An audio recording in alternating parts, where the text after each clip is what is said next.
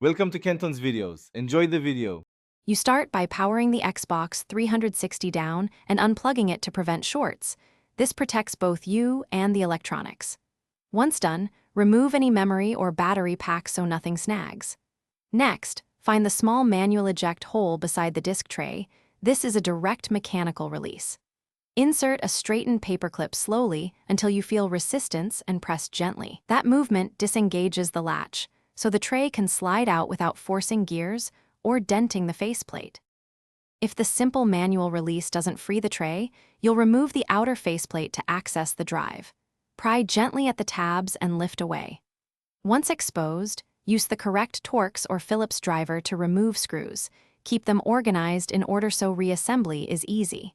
Then remove the top cover. You'll be able to see the drive gear and sled. Use a flashlight and gently rotate the gear or slide the sled by hand to align the teeth. This corrects jams caused by misaligned gears or a stuck. With the sled freed and aligned, reassemble the top cover and faceplate in reverse order, returning screws to their original positions so nothing is over-tightened. Once reassembled, plug the console back in and power cycle it.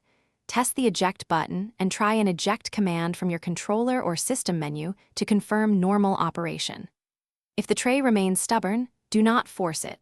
Repeat the manual release or consult a repair service, because forcing can strip gears or damage the laser assembly, making repair more costly. Thanks for watching. Consider subscribing if we helped you.